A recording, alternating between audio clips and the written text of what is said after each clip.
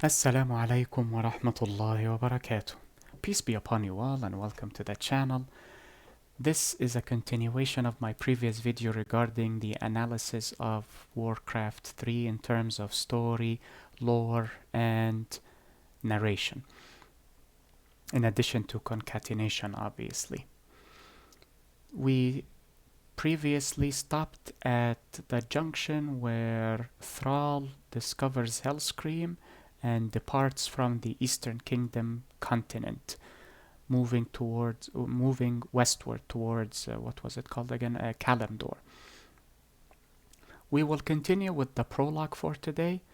Then, in the next video, inshallah, bi'idhnillah and God willing, we will begin with the human campaign, which is starring Arthas, the hero, actually. Uther, Jaina, and the others are villains.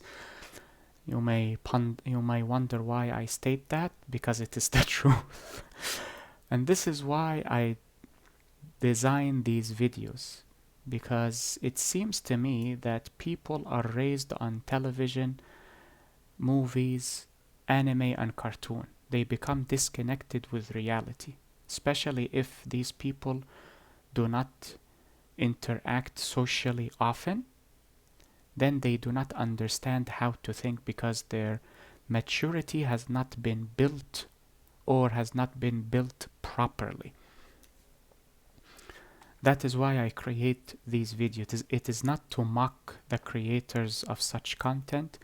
It is to, if that is the case, it is to help you gain insight into what should be instead of what could be.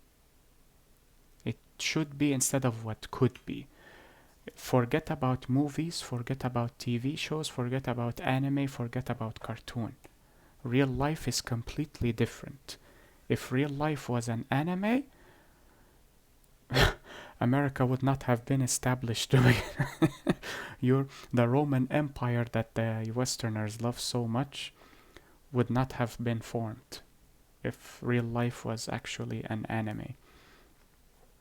So let us begin. As usual, when I speak, I will lower the volume and pause the video, but while the video is playing, I will increase the volume so that OBS can detect the audio for you.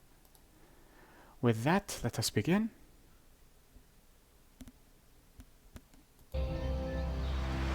Now, go, young thrall. Sail west to the lands of Kalimdor. It is there that you will find your destiny. It is there that your people's salvation will be assured.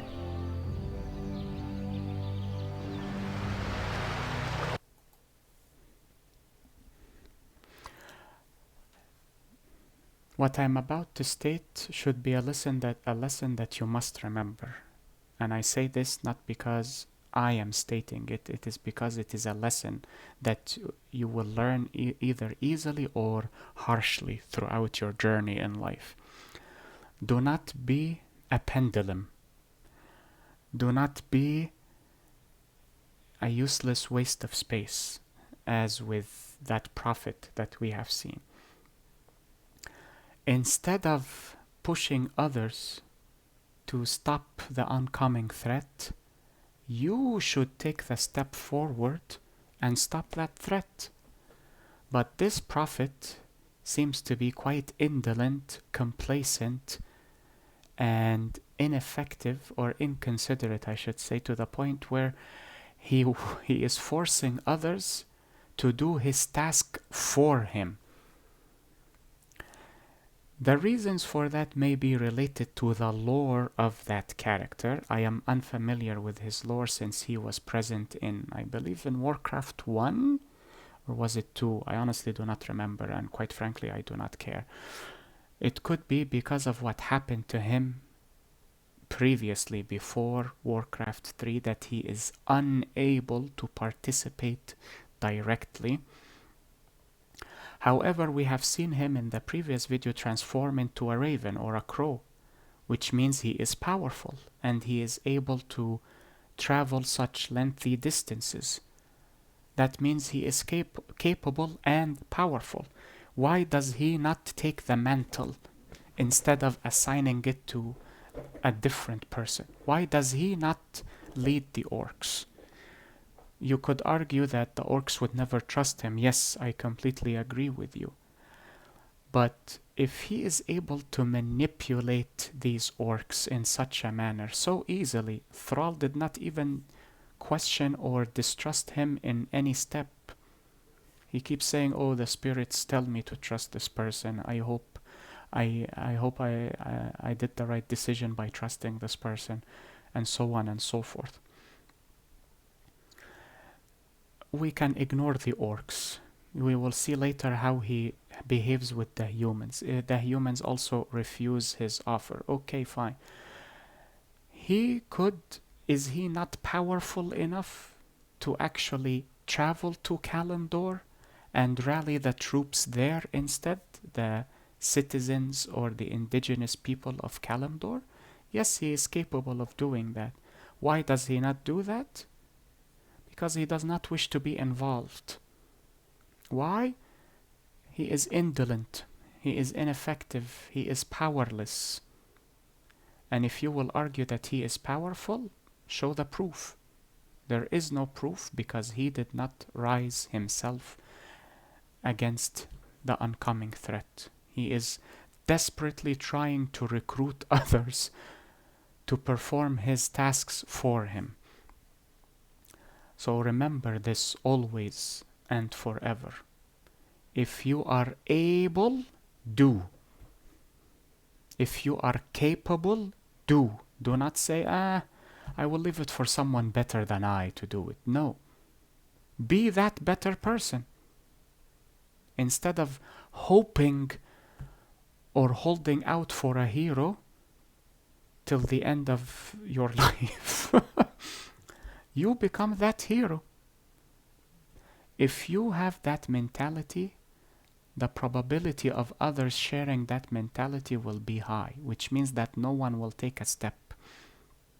And if you do not take a step to correct what is wrong, you will be living under the shadow of injustice and oppression till the day you die. And you may even raise your children to live in that shadow as well, if you are that complacent. If you are capable, do. If you are incapable, you have your excuse. But if you are capable and you fail to do, you have no excuse. Fail in the outcome, no problem, but put in the effort to do. If you are incapable, then you have your excuse.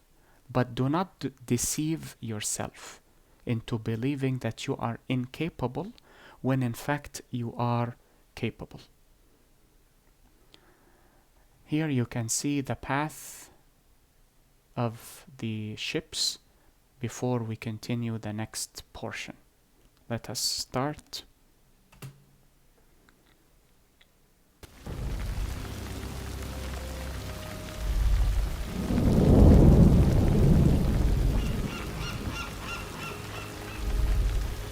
It was lucky we happened onto this cove. I don't think our ships would have held out much longer in that storm. War Chief, half of the ships are missing, and the rest are badly damaged. We'd better get settled then. We may be on this island for a while. War Chief, I sense strange magic all around us.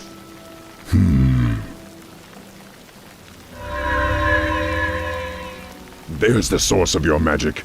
Someone is watching us.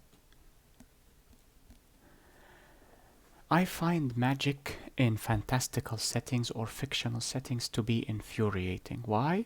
Because there are no laws that govern that magic. It simply happens because lol magic.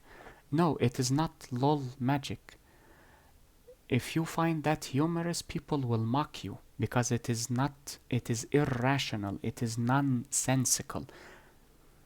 That is the same excuse people resort to when they wish to absolve themselves of culpability. Oh, lol, I was too young to do this or to understand. Simply acknowledge that you made the mistake and you have learned from it. But do not say, oh, because of this, oh, because of that. Similarly, if you are designing your own world, magic must have laws. Otherwise, it will be a broken system. Look at Harry Potter and look at Dungeons and Dragons / Pathfinder. What are the laws of magic in those universes? Or Lord of the Rings even. What are the laws of magic in those universes? Nothing. The one chooses the wizard, Mr. Potter. Why? Where is the law? The god of that world, when he created magic, why did he allow the ones sentience? How are the ones sentient?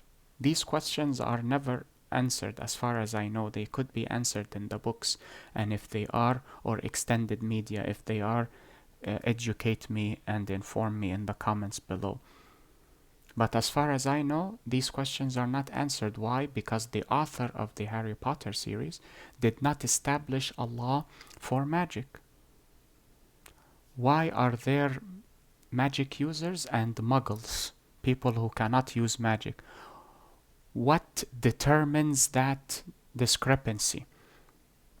What determines if a child will be gifted in magic and if a child will not be gifted in magic? There is no law for it in the world of Harry Potter. It simply is. Oh, you were born with magic, yay! Oh, you were not born with magic, ooh, you are a muggle now, go away. There is no law for it. If there is no law, then it can be broken. If there is a law, however, that states magic can be inherited by people who are this, or who do that, or achieve this, or recite that, that would make sense. Everyone can follow it. If I wish to host a tabletop role-playing session in the world of Harry Potter, I will be unable to do so. Why? Because there are no rules, there are no laws to magic. How would I determine if a person is prone to be vulnerable to magic or otherwise? How would I know? I do not know, because the author does not even know. Again, as far as I know, these questions could have been answered in the books. I have not read the books. I am not interested in the books. I watched a few of the movies and I find them to be quite terrible in terms of story and character development. But that is a tale for another time and another playlist. I am currently focused on Warcraft because I wish to finish Warcraft and then start humiliating Persona, especially Persona 5. And you will see why I am infuriated with Persona 5 later. Thrall, for some reason, was able to detect the source of the magic. Even though the shamans were able to detect magic, why were they unable to detect its source? You could say they are not as knowledgeable in magic as Thrall. Fair enough. How do one attain that knowledge? How does one attain that knowledge? How did Thrall attain it? He was an orphan raised under a tyrannical human. Where did he learn the magic? You will say from the spirits. Where are the spirits? And if the spirits are helping Thrall, why are they not helping the shamans? It is nonsensical. There are no answers. There are no proper or correct answers. You may give me an answer and I will find a counter argument quickly. Why? Because the law for magic in this universe, in the Warcraft lore, has not been established. Why are the shamans or shamans incapable of detecting the source of the magic, but they are able to detect magic? Why is Thrall able to identify the source of the magic, but is unable to detect that magic is in the surroundings? Why did the shamans inform Thrall that there is magic, and then Thrall would discover the source of the magic? That could have been achieved by the shamans themselves. it is nonsensical, illogical, and irrational. So when you are designing a story, be mindful of that. Otherwise, the orcs are meaningless in this story. If Thrall is able to lead, and he is faster and more powerful, and can also cast magic, so what is the point of having a tribe? What is the point of having a people? These people are supposed to complement one another, but it seems that Thrall can achieve everything on his own except being a good leader, which we have discussed and analyzed in the previous video. Let us continue. It is you. I saw your arrival in a vision. There's the source of your magic. Someone is watching us. It is you. I saw your arrival in a vision, especially you, the seer. Or is it just my old mind playing tricks on me? Looks like this troll's been on the island a little too long. We're real enough, old one. My name is Thrall.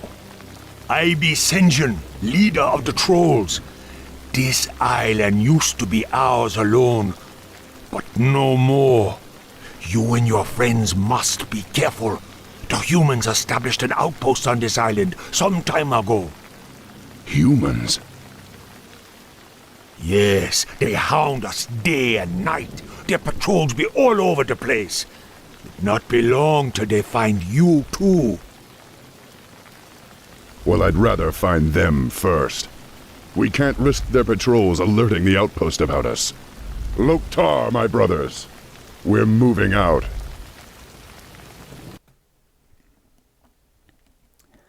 Again, there are no laws or rules in the world of Warcraft. Sen'jin stated that he has seen a vision that showed Thrall would be arriving on the Trolls Island. Who showed him that vision? As far as I know, the Pantheon in the Warcraft universe, and this is revealed through World of Warcraft, not Warcraft 3, is convoluted. So this world, the planet Azeroth they currently inhabit, has some sort of elemental gods or divine beings, but there are also the Titans that create worlds but are unable to prevent harm to these worlds for some reason.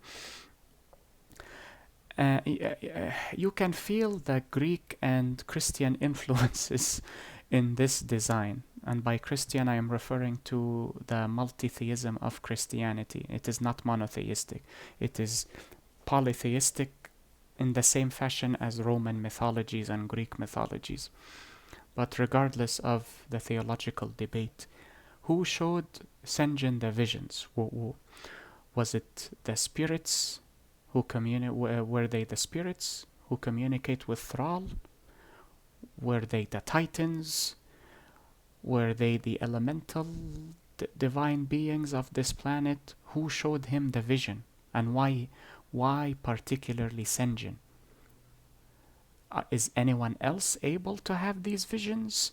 Is it reserved for a particular role? How do you attain that role? How do you fit into that role? What are the prerequisites? Again, no answers. It is simply a plot point to drive the plot, to drive the narration forward, which is lazy in my opinion. You may accept this because Sen'jin does not play a pivotal role, so who cares how he saw the vision? He simply did see the vision.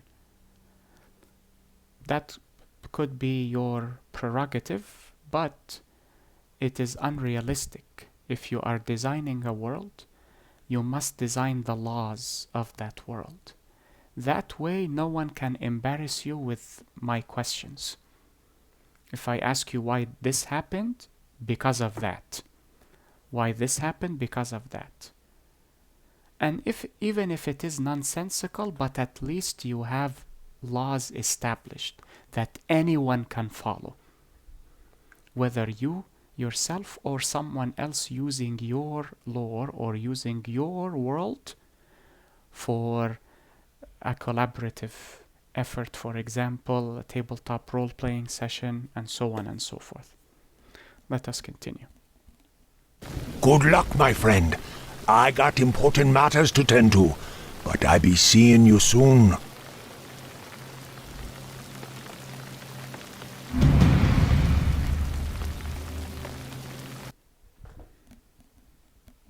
Here is a question. Why did the trolls join Thrall? Is Thrall trustworthy?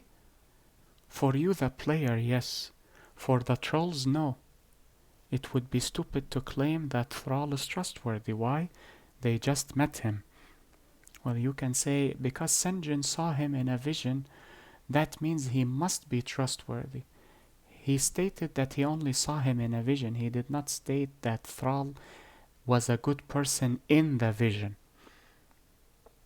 There is a difference. Sen'jin should trust Thrall by the same magnitude as you, the listener or the viewer, would trust me. 0.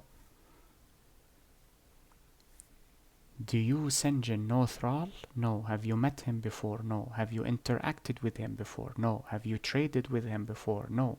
Have you seen him behave? No. How can you trust him? And trust him with your men. What if Thrall killed those trolls? What will Sen'jin do? Will he attack Thrall? He will be easily defeated.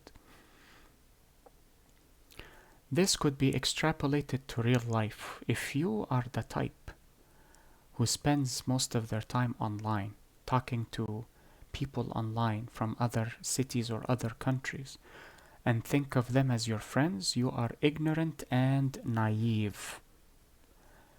You can think of it as an insult if you want. It is not an insult, it is the truth. If you are talking to a collection of words on a screen, and you feel that you trust those words, you have not seen the person behind that screen, you have not spoken verbally with that person behind the screen, you have not visited that person beyond the screen, you have not interacted directly and personally with that person beyond the screen, you do not know that person. Even if you spent years talking to one another on your group chat, you do not know that person. And that is why it is easy for people to hurt each other online, because they do not know each other. And it is also easy to shake, rattle, and roll. or I say that because I call it delete, block, and move on. So I try to rhyme it with shake, rattle, and roll. That is why it is easy to delete someone from your contacts list, block them, and move on. Find another useless person to speak to and waste your time with. This can be applied to real life. Why did Sen'jin trust Thrall with his own men? He could have left him be, but without providing him with men. What if Thrall killed those trolls or took them as slaves? So you must think about that as well. Let us continue. Hey man, Sen'jin told me you help us get rid of the humans. This is a rather stupid scene, because it would have been best to see it before he actually sent the trolls. But again, how does Sen'jin know that Thrall will help the trolls with the humans? Did he see that in the vision? Or is it because Thrall stated that he will deal with the humans? And if Thrall will deal with the humans on behalf of Sen'jin, that does not make Thrall trustworthy either. Thrall has his own agenda. It may harmonize with Sen'jin's agenda at a particular junction. That does not mean that Thrall's goal is the same as Sen'jin's goal, which means that Sen'jin should not trust Thrall. And here is an important matter you must remember. You could say, well, Sen'jin wishes to give Thrall the benefit of the doubt. That is an admirable trait for Sen'jin to have. But he implemented it stupidly. If he wishes to give Thrall the benefit of the doubt, he should send spies or scouts to follow Thrall and his people to see how they behave and to see what they do. From that report, then Sen'jin can gain insight into Thrall's personality. That is how armies behaved before the battle. And that is how armies that were greatly outnumbered defeated large armies, because they had more information than their opponents. Look at what Hannibal did to the Romans until he was defeated, that is. And Hannibal is not his actual name. His actual name is Hannubal, great Baal, the name of their deity, which is actually a dead husband. Baal in Arabic means husband. Yes, I know, it is rather stupid that they would worship a deity called Baal. Anyways, that is how Sen'jin could have gauged the intentions of Thrall. But if he sends his soldiers with Thrall and he kills the soldiers, then he knows, oh yeah, Thrall is evil. But you lost 2 soldiers.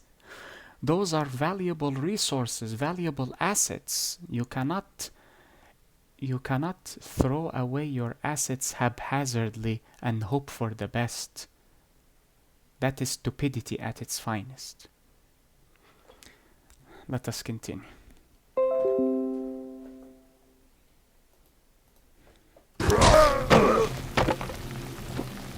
For honor. Dabu. Hell. The spirits are restless. For honor. Hello again, Outlanders. These ingredients be exactly what I need. Another matter I should have stated earlier, but thankfully it is a lengthy video, so I have time. How are Thrall and Sen'jin able to communicate? This is a stupid matter in Dungeons and Dragons and possibly Pathfinder. They have a language called Common. There is no such thing as a common language. The lingua franca, or the common language that is spoken throughout the world, is the language of the powerful, the strong, the oppressor, the dominant superpower. Hence why English is a common language in our world, because America rules the world. Hence why English is the current lingua franca. In the past it was Arabic. When Muslims ruled the world, Arabic was the lingua franca. Before them, it was Latin, or the Romance language, the language of the Romans, because the Roman Empire was the dominant power at the time. Having a language called common is stupidity. No one creates a language where everyone can speak it. That is unrealistic. People speak the language of the victorious, of the strong, of the dominant, of the brutal. So which language are these two speaking? Yeah, they could be speaking in English here, but in reality this language is another language. Is it Orcish? Is it Elvish? Is it Humanish? Which language is it? And do all trolls speak the same language? Thrall recognizes trolls, which means he has encountered them on the Eastern Kingdom continent. Are they speaking Trollish now, or are they speaking Orcish? And are these trolls speaking the same language as the other trolls on the eastern continent? Most likely no. Different tribes have different languages or different dialects. Look at Africa, for example, or India, or China. They may have one official language, but they have different dialects. Sometimes people from the same country may not understand each other because of the language they speak. Is this the case with the trolls? Are the trolls on this remote island the same as the trolls on the eastern continent, or are they different tribes? And if they are different tribes, do they have the same language, or are they different languages? These are questions you should keep in mind when designing a world.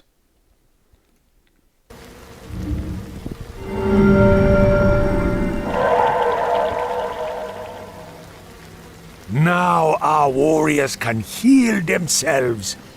Let me give you a little something for the trouble. These wards contain healing magic. No doubt you'll find them useful. How is magic able to clean water? Exactly. You could say, lol magic. No, it is not lol magic. Instead of being a pendulum, where someone moves you to the right, you swing to the right. If someone takes you to the left, you swing to the left. Inquire. You must be inquisitive. That is what it means to develop your mental prowess. Being a pendulum means that you will become a doormat. You are a cow. The farmer pulls your head to the right, all you do is moo. The farmer pulls your head to the left, moo. That is a pendulum. The issue with being a pendulum is that you will be easily swayed. A pendulum is a person who does good if others do good, and does bad if others do bad. So when you simply say lol magic, that means that any idiot could influence you on TikTok or Twitter or Instagram or any social media platform. And if you do not believe me, look at the children who wish to become influencers. Wish to become influencers. Why? Because they were raised by TikTok. They are pendulum. They are pendula. Come right, go. Go left, go. That is it. So how can magic heal water? And why are you cleaning the water? Why not use magic to conjure water or create water? What is the extent of this magical power? If it is able to clean water, is it not able to generate water or create water? I do not understand. This was probably done for mechanical purposes, but it must be sensical as well. How does healing magic function? Does it accelerate platelet aggregation? Does it induce tachycardia, for example? Does it induce vasoconstriction, vasodilation? How does it heal? Does it create cells? If, for example, Thrall's arm was amputated, would healing magic be able to regrow that limb? If yes, then why is it incapable of creating water? It can create cells and bone and living tissue. Living tissue contains water. So how is it able to regrow a limb but unable to create water instead of healing, what was it called? Cleaning what was called as a defiled fountain. I do not even want to know how it was defiled. how does this healing magic is broken? If it is broken, then it should create water.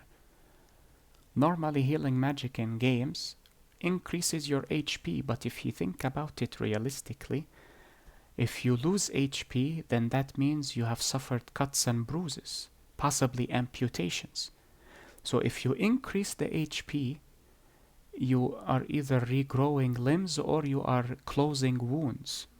And that is why the HP system is stupid, especially in RPGs and tabletop role-playing games. Because you look at your character as a number, not a character. That is why D&D is nonsensical in terms of combat, and what it is also why it is combat is tedious. You would have HP, let us say 100, and every attack inflicted upon you is worth 2 HP.